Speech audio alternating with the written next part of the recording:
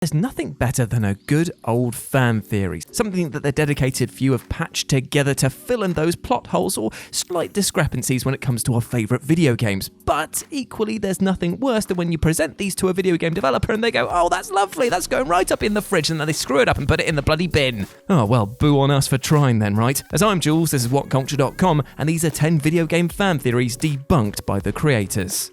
Number 10. Squall dies at the end of Disc 1, Final Fantasy VIII. So the theory here is that in Final Fantasy VIII, Squall dies, and it's become a theory so prominent among the fanbase that it's even got its own damn website. It suggests that protagonist Squall actually dies at the end of Disc 1 after being impaled with an ice shard by Adea, and that the rest of the game is in fact his dying dreams. This not only explains how Squall inexplicably shakes off his injury like it's a faint graze, but also some of the more outlandish, left-field plot twists and especially its trippy as hell ending, all of which are actually from a dying Squall's brain trying to make sense of what's happening to him. But it was debunked a few years ago when Kotaku interviewed Final Fantasy VIII's director, Yoshinori Kitase, who despite expressing admiration for the theory's creativity confirmed that it wasn't in fact true. No, that is not true. I think he was actually stabbed around the shoulder area, so he was not dead. But that is a very interesting idea, so if we ever do make a remake of Final Fantasy VIII, I might go along with that story in mind.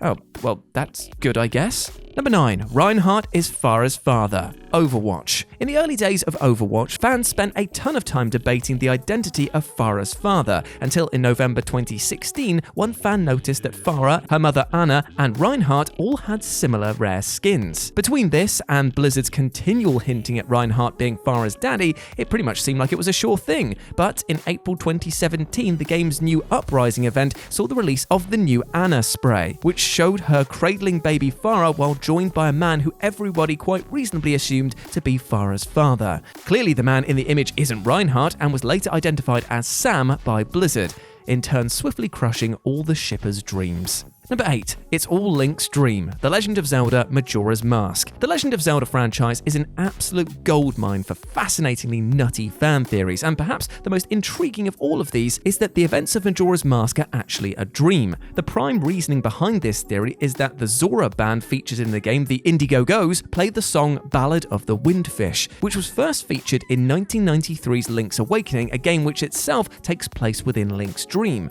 Some fans even take the theory further to suggest that this may be Link's dying dream, but that's really a totally optional part of the equation. But in 2015, Game Informer interviewed series producer Eiji Aonuma, who rejected the theory, but did so in the coolest and nicest way possible. The reason that this song from Link's Awakening was used in this game really came down to a decision by the sound team. They were looking for inspiration, something that would fit the theme, and since the previous game was about collecting instruments, it made sense that you would want to use this for a band in this case. For us, really, it was just a playful choice that referenced a previous game and nothing more than that. However, I love that people think about stuff like this, and I think it shows how they feel about the franchise as a whole, that they're interested in these possibilities. Number 7. Nero is Sparda or Virgil reincarnated. Devil May Cry 4. Devil May Cry 4 definitely changed up the series' formula by introducing players to an all-new protagonist known as Nero, who, while largely well-received, wasn't beloved by all fans. Nevertheless, fan theories quickly swirled pre-release about Nero's true nature, specifically that he was actually the reincarnation of either Dante's father Sparda or his older twin brother Virgil, or that he could at least periodically be possessed by one or both of them.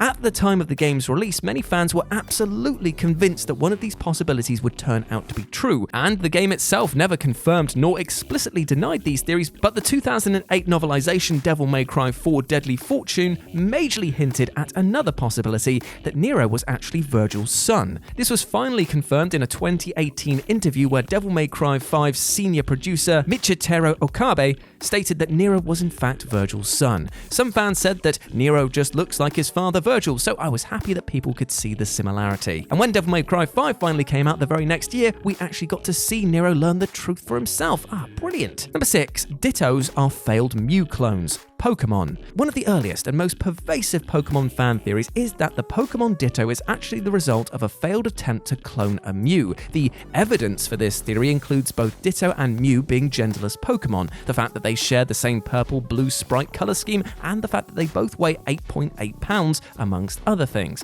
But in a 2016 Game Informer interview, series producer Junichi Masuda shot down the theory, confirming that Ditto was very much its own entity. In terms of how Pokemon are designed, they are each their own unique living being. The unique thing about Ditto is that it's a Pokemon that can change forms, but each Pokemon we create with its own unique elements, so we just make sure that they are all individual life forms of their own. Number 5. GIYGAS is a fetus. EARTHBOUND. Cult classic RPG EARTHBOUND boasts one of the most WTF video game fan theories that you're ever likely to come across. That when a player arrives at the Cave of the Past to do battle with the final boss GIYGAS, that he's actually a fetus. The theory notes that Ness and his party travel back through time to do battle with GIYGAS, and that one of the images present during the final battle depicts GIYGAS as resembling a fetus, while the devil's machine that contains him is not unlike a uterus. As fascinating as this theory is, the director of the game cleared it all up in a 2003 interview, revealing that GIYGAS was actually inspired by a traumatic childhood incident where he accidentally witnessed a scene from the movie The Military Policeman and the Dismembered Beauty, in which a woman is,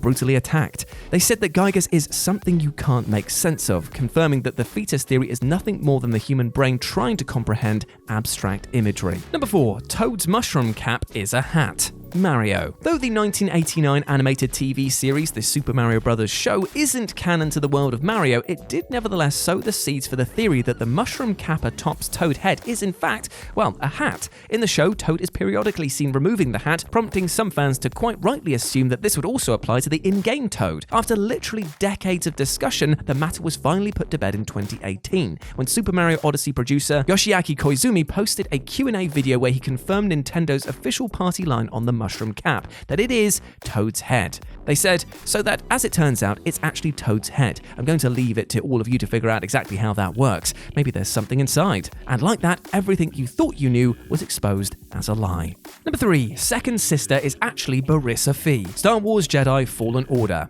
Ahead of the Star Wars Jedi Fallen Order's release, fans extensively theorized about the identity of its masked antagonist, Second Sister. By far the most popular theory suggested that she would actually be the former Jedi Padawan, Barissa Fee. Fee is primarily known for her appearances in the animated series The Clone Wars, and given that the series ultimately left her fate up in the air, many felt it made perfect sense for the Jedi turncoat to now have become the Inquisitor known as Second Sister. But hilariously, this was actually debunked before the game even came out, but fans just simply chose not to believe it. Matt Martin of the Lucasfilm Story Group flat out stated that Second Sister was not Barissa Fee, but given the series' history of playing things close to their chest, fans largely clung to their seemingly watertight theory. Then Jedi Fallen Order came out and Martin was vindicated, as it's eventually revealed that Second Sister is an entirely new character, Trilla Suduri. Number 2, it's a VR mission. Metal Gear Solid The Twin Snakes. Metal Gear Solid The Twin Snakes is 2004's GameCube exclusive remake of Metal Gear Solid, which despite reworking the original game and the visual style of its sequel, was criticized for the addition of wacky Matrix-style action beats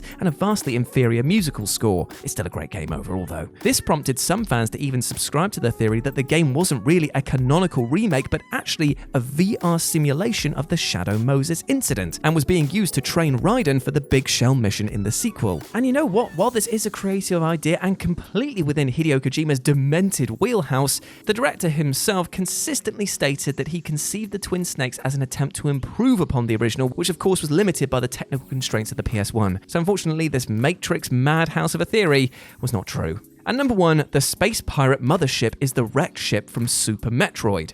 Metroid Zero Mission. 2004's Game Boy Advance remake of the original Metroid Zero Mission introduced players to Ridley's massive spaceship HQ, the Space Pirate Mothership, which Samus destroys at that game's end. Now, many fans were initially convinced that the Space Pirate Mothership was actually the very same vessel as featured in the eerie wrecked ship level from 1994's Super Metroid. But in an interview on the official Metroid Zero Mission website, the director of both games, Yoshio Sakamoto, matter-of-factly confirmed that the two ships are in fact completely separate. The mothership and the wrecked ship from Super Metroid are different from each other. Well, you can't argue with that then, can you?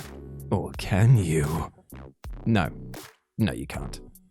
And there we go, those were 10 video game fan theories debunked by the creators. I hope that you enjoyed that, my friends, and please let me know what you thought about it down in the comments section below. As always, I've been Jules. You can go follow me over on Twitter at RetroJ, or you can swing by Live and Let's Dice. It's my personal gaming channel where I stream every single Wednesday and Sunday. It'd be great to see you over there, my friends. But before you go, I just want to say one thing. I hope that you are treating yourself well, both mentally and physically, my friend. You deserve love, happiness, and success, and do not let anyone or anything try to debunk that, because it's simply not true. You're a big ledge, you deserve love. Now go out there and absolutely smash your life goals today.